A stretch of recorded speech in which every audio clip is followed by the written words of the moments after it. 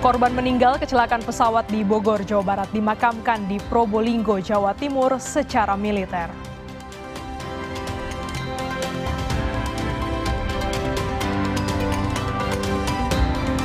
Sebuah ruko di pertokoan Mangga 2 Square, Pademangan, Jakarta Utara terbakar. Titik api diduga berasal dari area toko komputer.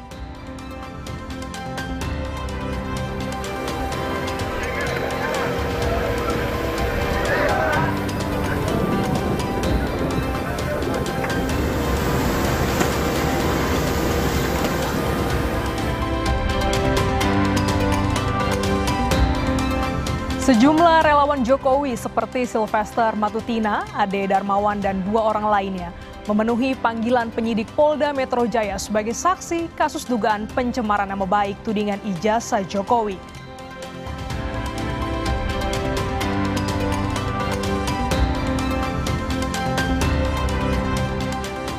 Halo, apa kabar Anda hari ini? Selain 3 informasi utama tadi, kami juga memiliki peristiwa lain dari seluruh tanah air. Bersama saya, Glenis Oktania, Anda menyaksikan Indonesia Update di Kompas TV, independen, terpercaya.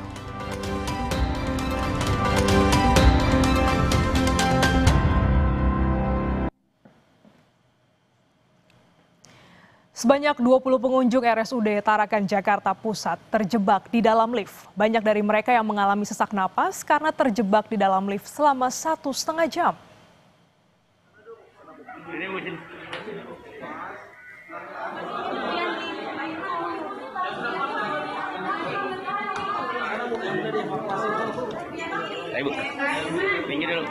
Begitu pintu terbuka, satu persatu pengunjung yang terjebak di dalam lift dibantu keluar.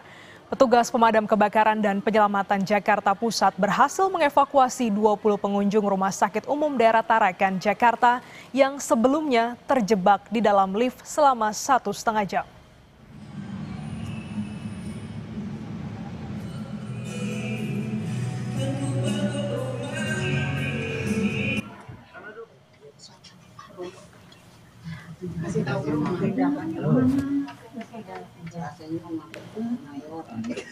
Lamanya proses evakuasi selama 1,5 jam membuat sejumlah pengunjung yang terjebak di dalam lift mengalami sesak napas karena kekurangan oksigen. Dugaan sementara, lift rusak hingga mengakibatkan para pengunjung RSUD Tarakan ini terjebak di dalamnya karena alarm kelebihan muatan tak berfungsi.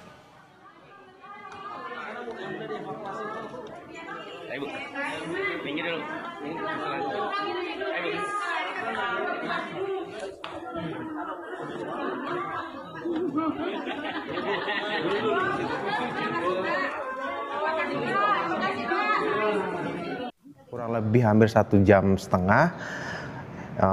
para korban, maksudnya para yang terjebak di dalam lift itu sudah bertahan kurang lebih 1,5 jam.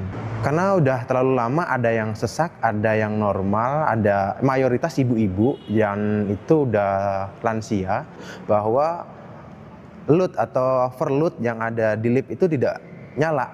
Alarm yang ada di lift ketika penumpangnya itu berlebih itu tidak nyala. Masih dari Jakarta, saudara, ruko di pertokoan Mangga 2 Square, Pademangan, Jakarta Utara terbakar. Titik api berada di lantai 5 yang merupakan area toko komputer.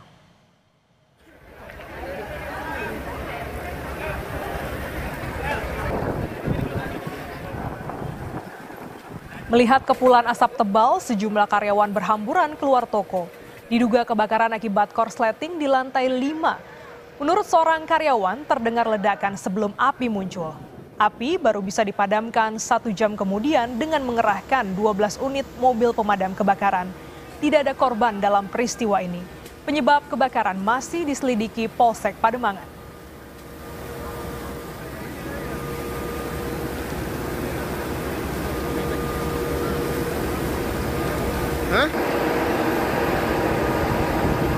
Agres, Pak. Awalnya seperti apa sih, Pak? Ada api langsung meledak atau gimana? Awalnya kita nggak tahu, pokoknya tiba-tiba dengar bunyi hum 2 kali, kita langsung keluar. Oh, di lantai berapa itu, Pak? Posisinya di lantai 3. Lantai 3. Ini gedung Agres saja atau ada PT lain gitu Pak? Agres saja. Lantai 3 itu Agres? Ini semua Agres Pak, sampai atas Pak. Oh, semua Agres. Ada yang terjebak apa enggak Pak di dalam Pak? Tadi masih ada Pak, 2 orang Pak di dalam Pak. Di dalam karyawan ya Pak? Karyawan. Ya? Tapi pintu lift masih bisa kebuka? Nggak bisa, udah mati semua Pak. Udah mati semua. Upaya dari sisi luar dan sisi dalam kita berupaya untuk menjangkau titik api. Pak, ada yang terjebak Pak selama ini Pak? Alhamdulillah untuk terjebak sudah kita informasikan, sudah tidak ada yang terjebak, semua karyawan maupun penghuni sudah turun semuanya. Pak, kalau informasi awal titik api itu berasal dari mana dan dari apa Pak? Kalau dari apanya saya belum tahu karena sudah terbakar. Kalau titik awal kebakaran itu dari rangka 5 informasinya. Kita beralih ke informasi lainnya, saudara jenazah almarhum Marsma Fajar Adrianto, korban meninggal kecelakaan pesawat di Ciampea, Bogor, Jawa Barat, dimakamkan di tempat pemakaman umum Kota Probolinggo, Jawa Timur. Pemakaman dilakukan secara militer, dihadiri petinggi TNI AU dan keluarga.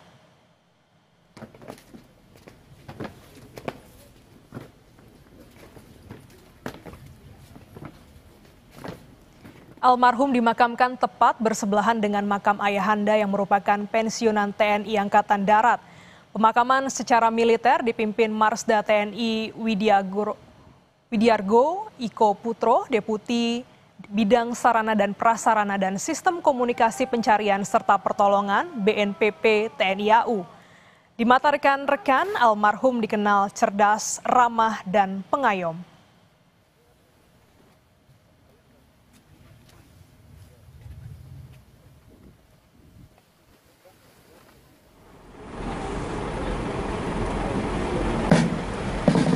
Sebelum dimakamkan, jenazah korban jatuhnya pesawat milik Fasi di Bogor, Marsma Fajar Adrianto tiba di Bandara Abdurrahman Saleh, Malang, Jawa Timur. Jenazah diterbangkan menggunakan pesawat Hercules melalui Bandara Halim Perdana Kusuma, Jakarta.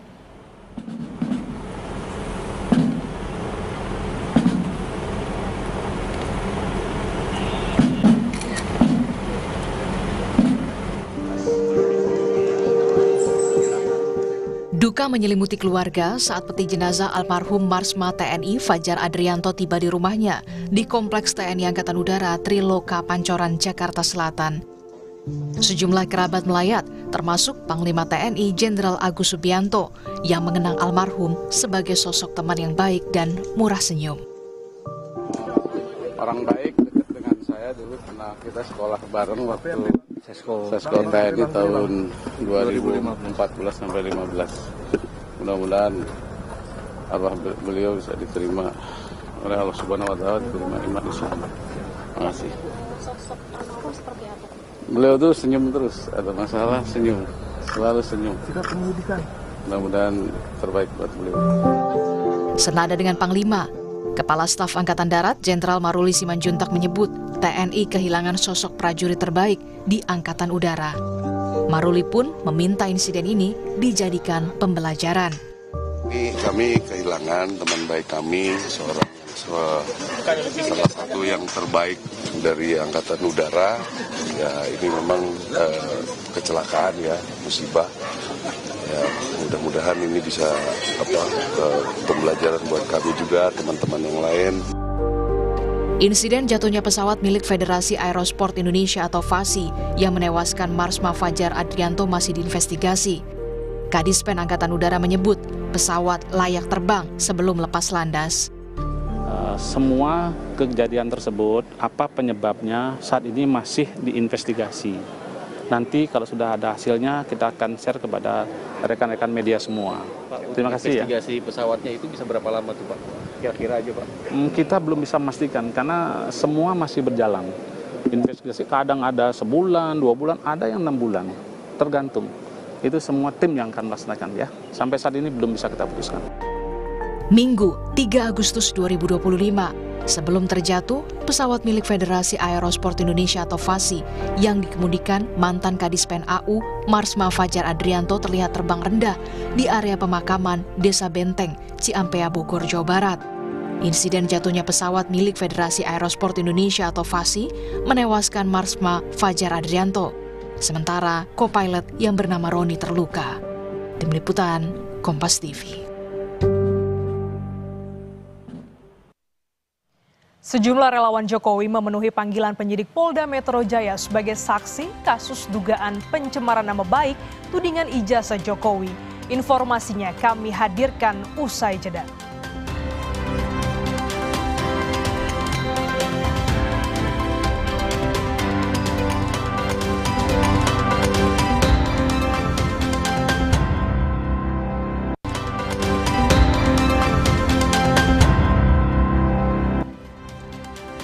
Indonesia Update kembali untuk Anda. Saudara, sejumlah relawan Jokowi seperti Sylvester Matutina, Ade Darmawan, dan 2 orang lainnya memenuhi panggilan penyidik Polda Metro Jaya sebagai saksi terkait kasus dugaan pencemaran nama baik tudingan ijazah Jokowi. Selamat siang. Ini adalah pemeriksaan kedua Sylvester Matutina dan Ade Darmawan. Keduanya juga pernah dimintai keterangan penyidik Polda Metro Jaya. Mereka memenuhi panggilan penyidik Polda Metro Jaya sebagai saksi pelapor Joko Widodo atas kasus dugaan pencemaran nama baik tudingan ijazah Jokowi.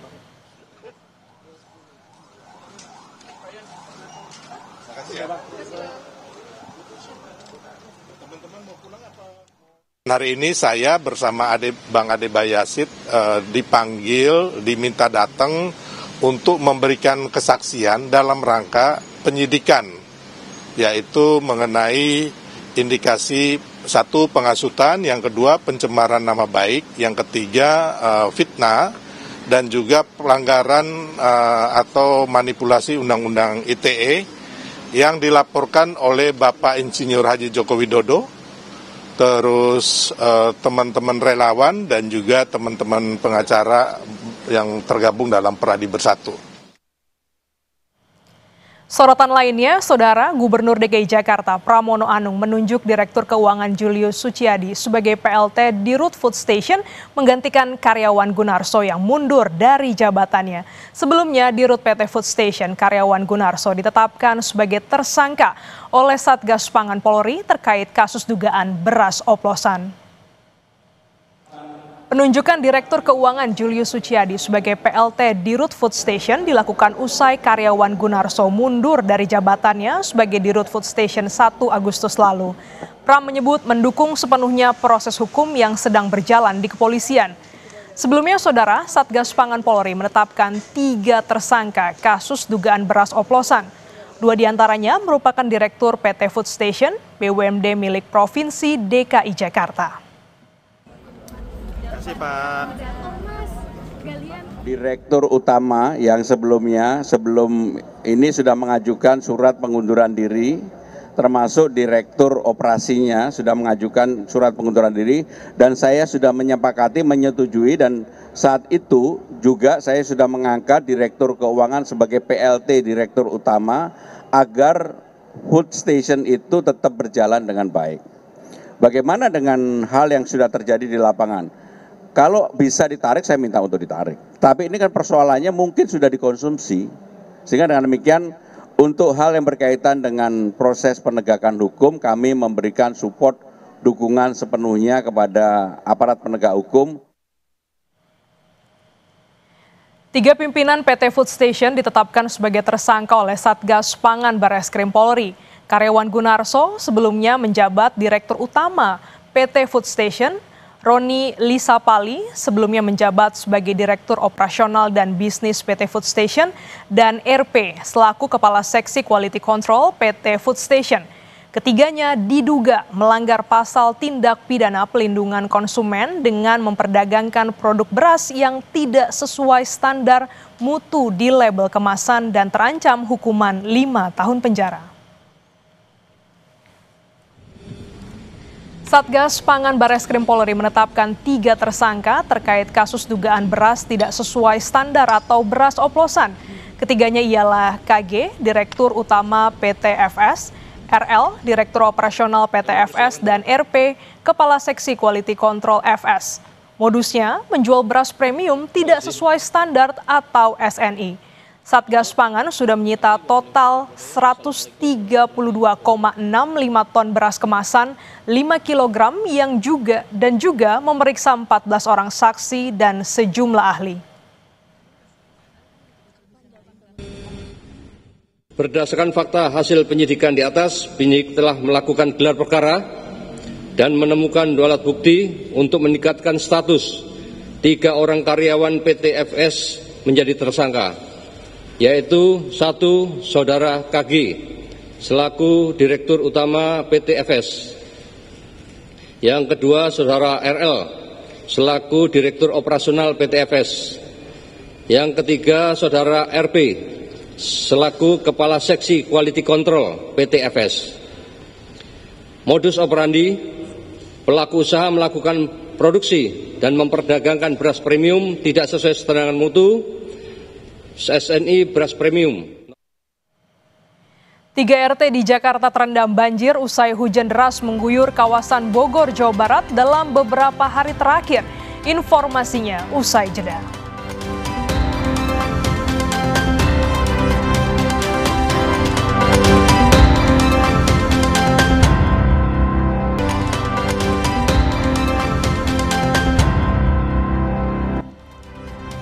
Saudara, banjir kiriman dari Bogor kembali melanda Kebon Pala, Jatinegara, Jakarta Timur. Ratusan rumah terendam setinggi 75 cm memaksa warga beraktivitas di tengah genangan. 3 RT tergenang air sejak Senin pagi setelah Kali Ciliwung meluap akibat tingginya debit air dari hulu. Ketinggian air dari 50 hingga 100 cm. Sebelumnya, peringatan banjir kiriman telah disampaikan sejak Minggu malam.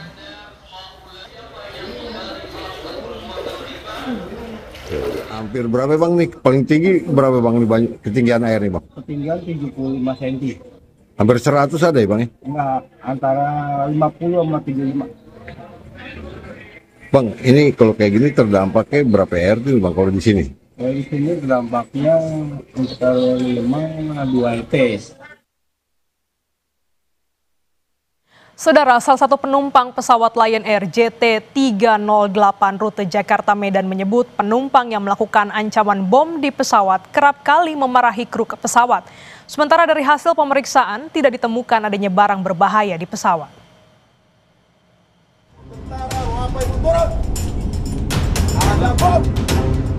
Adanya ancaman bom dari seorang penumpang membuat geger suasana di dalam pesawat Lion Air JT308 rute Jakarta Medan pada hari Sabtu.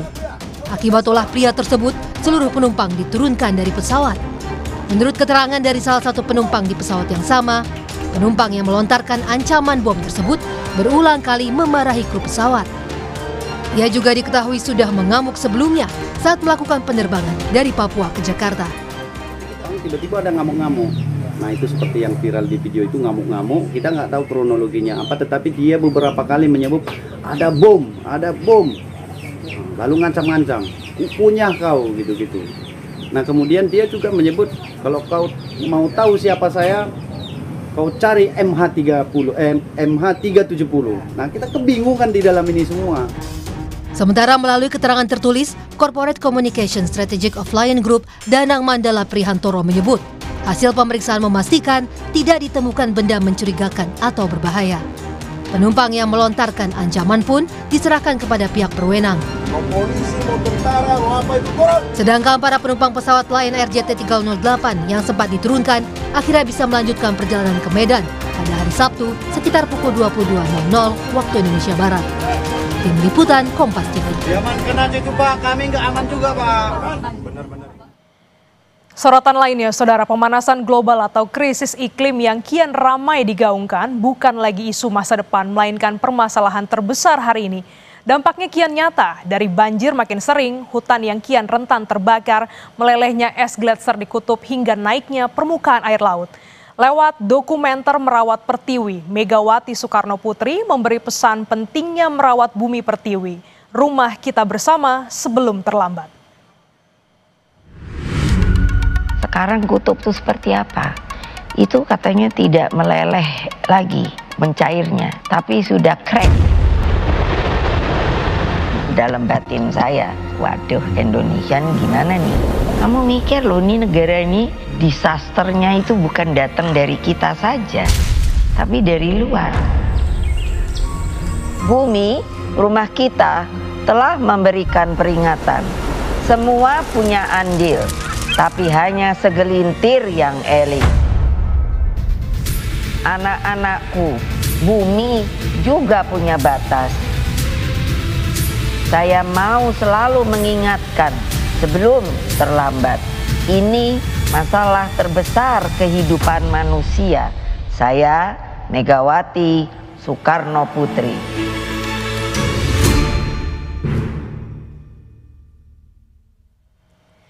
Saksikan eksklusif hanya di YouTube Kompas TV Selasa 5 Agustus 2025 pukul 6 sore. Saudara, kami akhiri Indonesia Update hari ini. Saya Glenis Oktania, sampai jumpa.